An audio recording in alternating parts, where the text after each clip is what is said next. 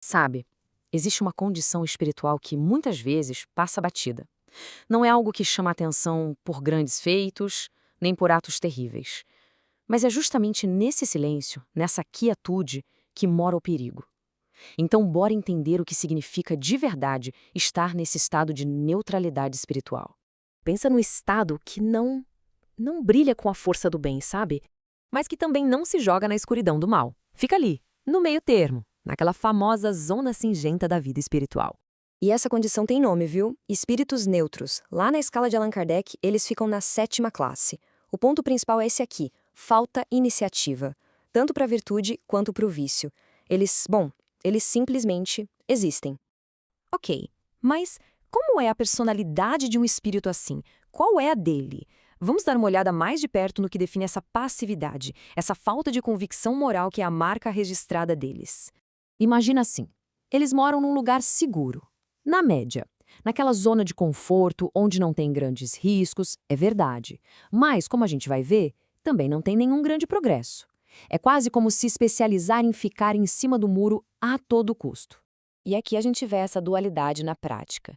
Existe um potencial para o bem, mas que raramente vira uma ação de verdade. Uma crítica a uma injustiça até pode rolar, mas a iniciativa para mudar alguma coisa, essa é rara.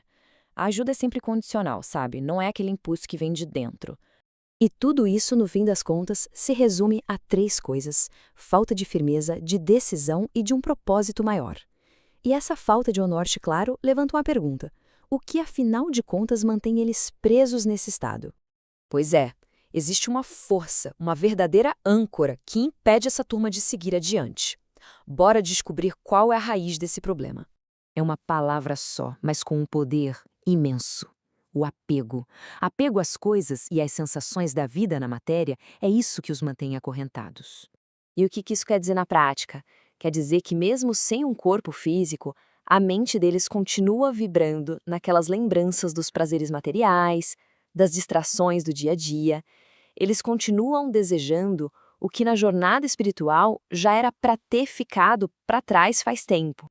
Olha, essa frase aqui é fundamental para a gente entender. O problema não é maldade, não é revolta, nem crueldade.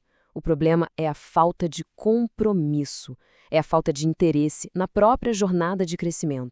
E é isso que nos leva ao ponto central dessa história toda. Se eles não são exatamente maus, qual é o verdadeiro perigo de ser neutro? A resposta, meus amigos, pode ser bem mais séria do que parece. Essa é a pergunta de R$ 1.000.000, não é? Se eles não causam mal de propósito, por que a gente deveria se preocupar com esse estado? Onde é que mora o perigo? E aqui vem a resposta, direta, poderosa. O perigo não está na ação, está na inércia. A neutralidade, quando vira um estado permanente, ela se transforma em estagnação. E a consequência disso é inevitável. Ficar estagnado é adiar, é atrasar o próprio progresso, a evolução. É como ficar repetindo de ano na grande escola da vida, sabe?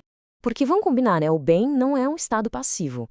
Ele exige movimento, sair da zona de conforto.